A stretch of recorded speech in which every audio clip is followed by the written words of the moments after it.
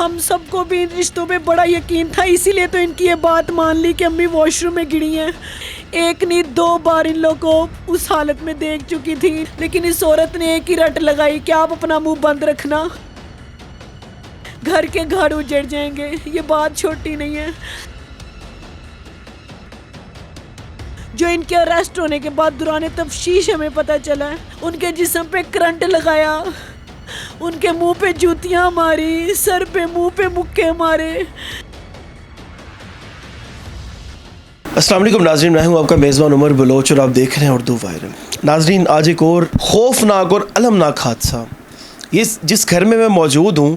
جب میں آپ کو بتاؤں گا تو آپ بھی سوچنے پہ مجبور ہو جائیں گے کہ رشتوں کے تقدس کو اتنی بے رحمی سے پامال کیا گیا۔ اس گھر کا داماد، اس گھر کی بہو اور اس گھر کا بیٹا، سوتیلا بیٹا، لیکن بیٹا تو بیٹا ہی ہوتا ہے، ایک ماں جو ہوتی ہے وہ بیٹا ہی سمجھتی ہے، بے شک اس کا سوتیلا بیٹا ہو یا سگا بیٹا ہو، واٹ ایور، لیکن گھر کی سربراہ مطلب کہ اپنی ساس اور اس بیٹے نے اپنی ماں کو بے دردی سے جناب قتل کر دی۔ قتل ہی نہیں کیا، قتل کرنے کے بعد اس عورت معذرت کے ساتھ ان خاتون، اللہ پاک ان کو کروٹ جنت میں جو ہے وہ جگہ دے، ان کی جو قبر مبارک ہے، میں ان کو شہید ہی کہوں گا۔ ان کی بیٹی میرے ساتھ موجود ہے، یہ الفاظ شاید مجھے زیب نہیں دیتے کہ مارنے کے بعد ان کے منہ پہ جو ہے وہ جوتے مارے گئے، ان کی ڈیڈ باڈی کا بھی تقدس کو جو ہے وہ پامال کیا گیا۔ اس گھر میں یہ قیامت ڈھائی گئی ہے اور لوگوں کی بے حسی کا یہ عالم ہے کہ چیخیں سنتے رہے لیکن جناب ان کی مدد کو کوئی نہیں پہنچا۔ ہم اتنے بے ضمیر اور مردہ ہو چکے ہیں کہ ہمارے سامنے قتل و غارت ہو رہی ہے، ایک ماں کو جو ہے وہ مارا جا رہا ہے، اور ایک ماں کو، ایک جنت کو ختم کیا جا رہا ہے، جو سربراہ تھی اس کے تقدس کو پامال کیا جا رہا ہے، اپنی ماں کو جناب قتل کیا جا رہا ہے۔ لیکن ہم اتنے بے حس تھے کہ ہم چیخیں سنتے رہے، ہم دیکھتے رہے کہ اس گھر میں کچھ نہ کچھ ہو رہا ہے، لیکن ہم نے 1-5 نہیں کی جناب، ہم نے لوگوں کو اکٹھا نہیں کیا، ہم اتنے مردار ہو چکے ہیں۔ معذرت کے ساتھ آج یہ لفظ جو ہے وہ تھوڑے سخت ہیں، لیکن یہ ریالٹی ہے، کیونکہ ظاہر سی بات ہے کہ ماں جیسا رشتہ جب آپ کے سر سے چلا جاتا ہے، پھر آپ کی فیلنگز کیا ہوتی ہیں یہ بہن ہمیں بتائے گی، کیونکہ سمجھتے وہی ہیں جن کے دل پہ یہ گزری ہوتی ہے۔ السلام علیکم۔ وعلیکم السلام۔ پہلے تو پورے پاکستان کی طرف سے بہن، میں اس چیز میں آپ کا ہم غم کے شریک ہیں، اللہ پاک آپ کی ماں کو جنت الفردوس میں اعلیٰ مقام دے۔ مجھے بتائیں کہ گھر میں ایسا کیا ہوا کہ گھر کا داماد، گھر کی بہو اور گھر کا بیٹا ان کی جان کے دشمن کیوں بن گئے؟ سر، یہ 19 فروری کو جب میری والدہ کا مرڈر ہوا ہے، جو کہ ہمیں یہ بتایا گیا کہ وہ واش روم میں گری ہیں، وہ واش روم میں گری ہیں اور گرنے سے ان کے سر پہ چوٹ آئی ہے، چوٹ کافی گہری لگ گئی ان کو کہ ان کے سر سے بلیڈنگ نہیں رکی اور ان کی ڈیتھ ہو گئی۔ ہمیں یہ بتایا گیا ہماری بھابھی کی جانب سے، جو کہ اس ٹائم پہ گھر پہ موجود تھی، اور ایک بھائی موجود تھا جس نے کہا میں تو گھر سے باہر تھا، میں تو بعد میں آیا ہوں۔ اچانک بھابھی کو بھی ہوش پایا میں نے گھر پہ۔ بس ساری رات جب پتہ چل گیا کہ والدہ انتقال کر چکی ہیں تو گھر پہ تنگی کی وجہ سے ہمیں جنازہ باہر رکھنا پڑا۔ ساری رات میری والدہ کی میت باہر پڑی رہی اور ہم بہن بھائی بھی ان کے پاس باہر بیٹھے رہے کہ ہم اپنی والدہ کا یہ چہرہ زندگی میں اب دوبارہ تو ہم نے کبھی نصیبوں میں نہیں ہونا یہ دیکھنا۔ والدہ کے پاس بیٹھے رہے، صبح انتظار میں تھے۔ میرے بھائی نے جو دبئی میں تھا وہ صبح 8 بجے پاکستان پہنچے اور والدہ کا پھر ہم لوگوں نے 10 بجے قریب والدہ کی تدفین کی ہے۔ اس کے بعد ہم لوگ کو بھابھی سے اس دوران بالکل بھی بات نہیں کرنے دی، بس یہی بتایا گیا کہ والدہ واش روم میں گری ہیں، اور یہ بتایا کیونکہ میری بھابھی بھی حاملہ ہے، اور یہ بتایا گیا کہ والدہ کو خون میں لت پت دیکھ کے وہ صدمے میں چلی گئی ہے، اور ڈاکٹرز نے کہا ہے اس کو کہ اگر اس کے ساتھ زیادہ بات چیت کی تو اس کے بچے کی جان کو خطرہ ہے، جو کہ اس کے گھر والوں نے ہمیں کہا۔ اور ساری رات باہر میت پڑی رہی، وہ لوگ ہاسپٹل جا رہے ہیں آ رہے ہیں، 4-5 دفعہ ان لوگوں نے یہی کیا ہے، جو کہ ہمیں یہ کہہ کے جاتے تھے ہم ہاسپٹل لے کے جا رہے ہیں، اور ہمیں نہیں پتہ تھا وہ کدھر جا رہے ہیں۔ جو ان کے اریسٹ ہونے کے بعد دوران تفتیش ہمیں پتہ چلا ہے کہ وہ خون سے کپڑے، جو لت پت جن لوگوں نے کپڑوں سے خون صاف کیا گھر کا، اس کے گھر والے وہ کپڑے پھینکنے جاتے تھے، ایویڈنسز کلیئر کر رہے ہیں جی، وہ سارے ثبوت مٹا رہے تھے اس دوران۔ اور جو ساتھ والا کمرہ تھا، وہ میٹرس جس پہ بلڈ لگا تھا، وہ میری بھابھی پہلے ہی الٹا چکی تھی، اس پہ چادر بچھا چکی تھی۔ گھر پہ عورتوں کا، مردوں کا، ہر طرح سے دور دراز سے لوگ آئے ہوئے تھے،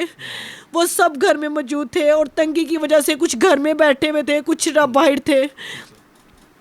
ہم ساری رات اپنی والدہ کے پاس رہے ہیں۔ اگلے دن جب ہم نے وہ کمرہ دیکھا ہے ان کی تدفین کے بعد، تو ہم نے دیکھا ہے وہ کمرے کی چھت پہ، دیواروں پہ بھی خون کے چھینٹے ہیں۔ تب ہم نے اپنی بھابھی سے سوال کیا ہے کہ امی تو واش روم میں گری ہیں تو یہ چھت پہ دیواروں پہ چھینٹیں کیسی آئی ہیں. پھر بھی اس عورت نے ہمیں کہا کہ امی نے سر کے نیچے کپڑا رکھا ہوا تھا, اٹھ کے جب وہ کھڑی ہیں تو انہوں نے وہ کپڑا ہٹایا تو وہ کپڑا کی چھینٹیں ہیں. اس نے یہ عورت نے یہ کہہ کے ہمیں بات وہ اس طرح کر دی. اور دوبارہ ہم نے پوچھا جب وہ گڑ گئیں, کہتی میں آؤں تو ان کو گڑے میں دیکھ کے بے ہوش ہوئی ہوں, مجھے نہیں پتا امی کے ساتھ کیا ہوا ہے. ہم چپ کر گئے کیونکہ بھابھی ایک ہی جواب میں کہی جا رہی تھی میں بے ہوش تھی. لیکن مین جو ہے وہ قتل کا منصوبہ جو ہے وہ بھابھی کا تھا اور آپ کے شوہر کا تھا, جس میں بھائی ملوث تھا, جنہوں نے پراپر ان کا ساتھ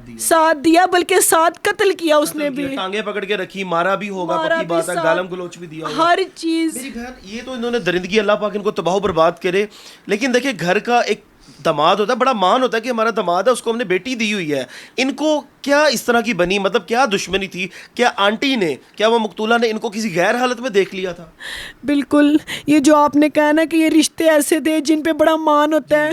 ہم سب کو بھی ان رشتوں پہ بڑا یقین تھا, اسی لیے تو ان کی یہ بات مان لی کہ امی واش روم میں گری ہیں. اور ساری رات ہم نے اسی چکر میں اپنی والدہ کو اگلے دن تدفین بھی کر دی کہ والدہ واقعی واش روم میں گری ہیں.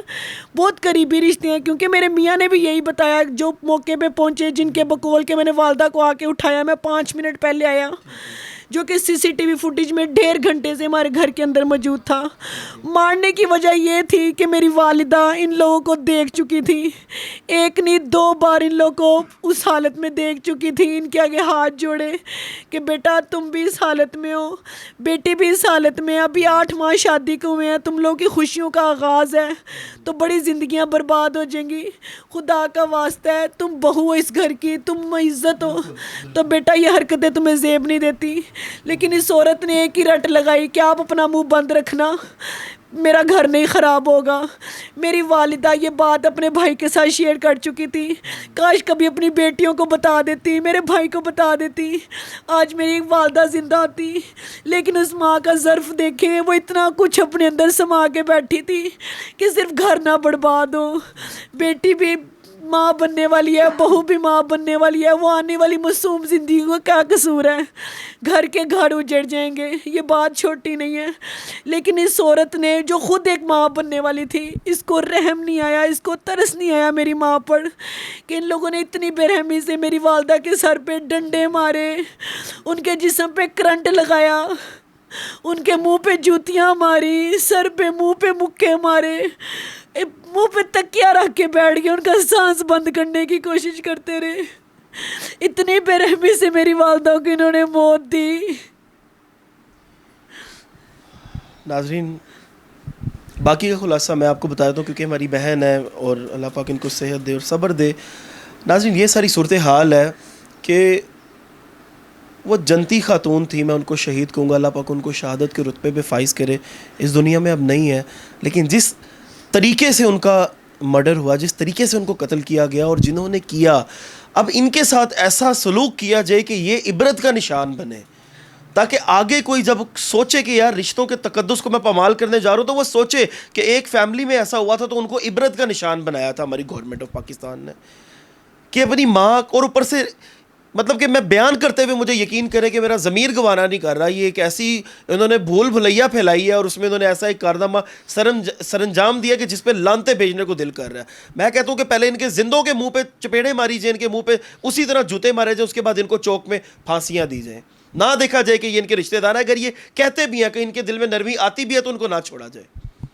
کیونکہ جو انہوں نے کیا ان کو عبرت کا نشان بنانا چاہیے. مریم نواز صاحبہ سے میں درخواست کرتا ہوں کہ آپ نے شروع میں جو آپ کی سپیچز تھی وہ یہی تھی, اور آپ کی سپیچز میں بہت بلیو ہے عوام کو, آپ کو اپنا وزیر اعلیٰ منتخب کیا ہے, ان کو مایوس مت کیجیے گا, بلکہ آپ کو یہاں پہ آنا چاہیے, ان کے پاس آنا چاہیے, آ کے بیٹھیں, ان کے دکھ میں یہاں پہ شریک ہوں. آئی جی صاحب سے میری درخواست ہے کہ اپنی جو پولیس فورس ہے اس کو اتنا زیادہ متحرک کر دیں کہ اس کیس میں کسی قسم کی کوئی ڈھیل نہیں چاہیے. جو ملزمان ہے, بے شک وہ خاتون ہے, وہ حاملہ تو پھر کیا ہوا, اس کو پولیس کسٹڈی میں رکھیں, وہ اس کو کہیں پہ بھی غائب کر سکتے ہیں, کچھ بھی ہو سکتا ہے. اس لیے مہربانی فرما کے میرٹ پہ فیصلہ ہو, اور جو ملزمان ہیں ان کو کیفر کردار تک پہنچایا جائے, عبرت کا نشان بنایا جائے. اپنے میزبان کو دیجیے اجازت, اللہ نگہبان.